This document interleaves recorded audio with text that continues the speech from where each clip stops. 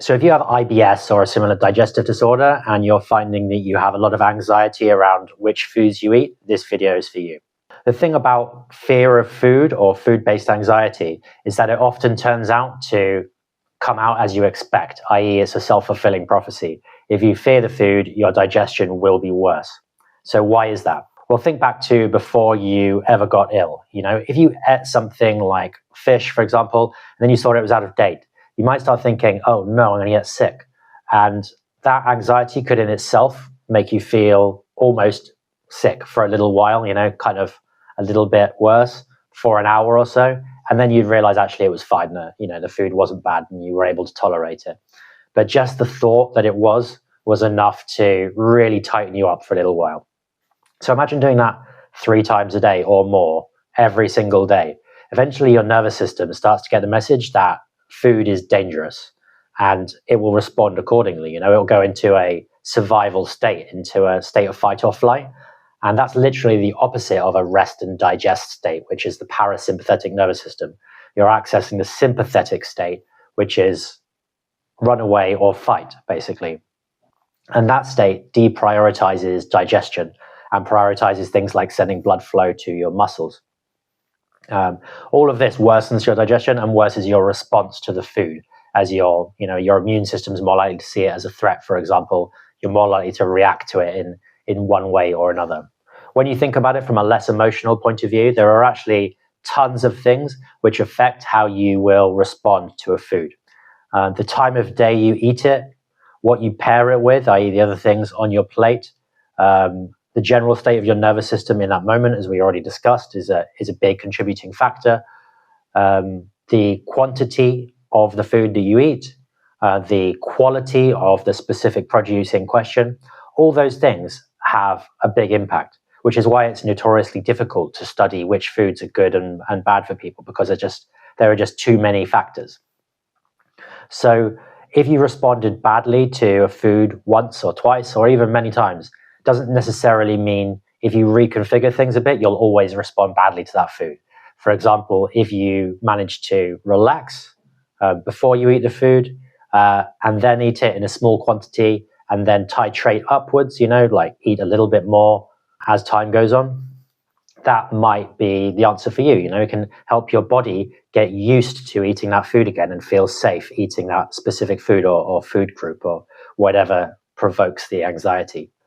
So that's dealing with your nervous system, that's dealing with quantity. You can also look at getting very high quality produce.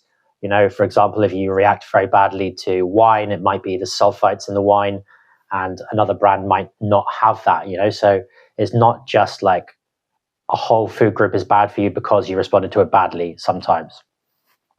So look at changing those factors, the quantity, the quality, the time of day, all of those things, the state of your nervous system. So try and relax before you eat. All those things can help. And I'm going to give you an exercise now, which really cuts the anxiety loop as it starts and can help you to change the state of your nervous system. So if you've eaten something and then you start to notice an anxiety loop going, so you start thinking, oh no, I've eaten something bad. This is what's going to happen. I'm going to have symptoms, visualizing the symptoms, etc., and that kind of goes on autopilot on a loop. Here's how you can cut that. It's based on work pioneered by a famous psychologist called Les Femi, called open focusing. So get ready, take a deep breath now. Make sure the out breath is longer than the in breath. That automatically puts your nervous system into a parasympathetic state, which is a rest and digest state. So take a few deep breaths like that. Releasing, ideally twice as long as you inhale. And then I want you to hold your hand up and just focus on your hand. Look at it with a soft focus. Look at the way the light hits your hand. Look at the texture of your hand. Look at the different colors and the different places in your hand. Feel the sensations that let you know your hand is even there at all. Is there a kind of vibrating in your hand? A buzzing? A heaviness? Just keep staring at your hand and notice what you feel. Now focus on the palm of that hand. And move up to your elbow. Now just feel your elbow in space. Notice the space that it's taking up. That's right. And up to your shoulder. Same again. Notice the space that shoulder takes up. Just feel any sensations in that shoulder. How do you even know you have a shoulder at all if you're not looking at it? What can you feel? Shift across to the other shoulder and do the same again. Put all your attention on that shoulder. Just notice the sensations. If you want to close your eyes at this point, that's fine. Maybe they're already closed. And shifting down to your other elbow. Noticing how that feels. Just feeling the space that that elbow consumes in the room. And then finally down to your other palm. Just feeling that palm. Noticing the sensations. Feeling the volume of that palm in space.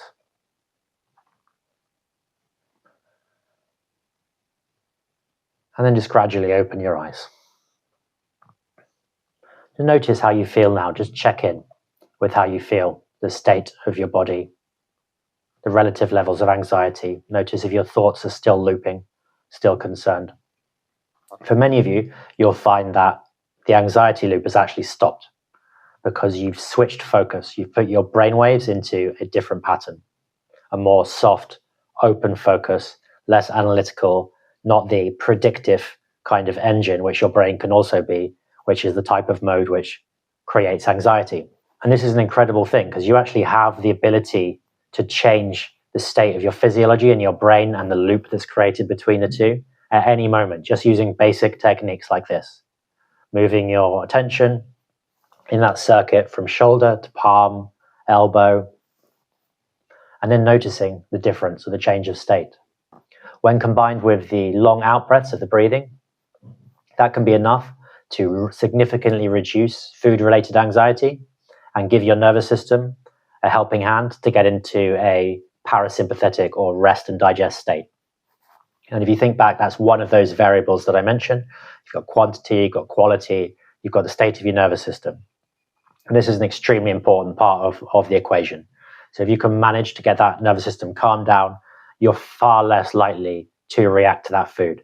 And if there are some foods that you just react badly to no matter what, that's fine. You know, you can make different choices.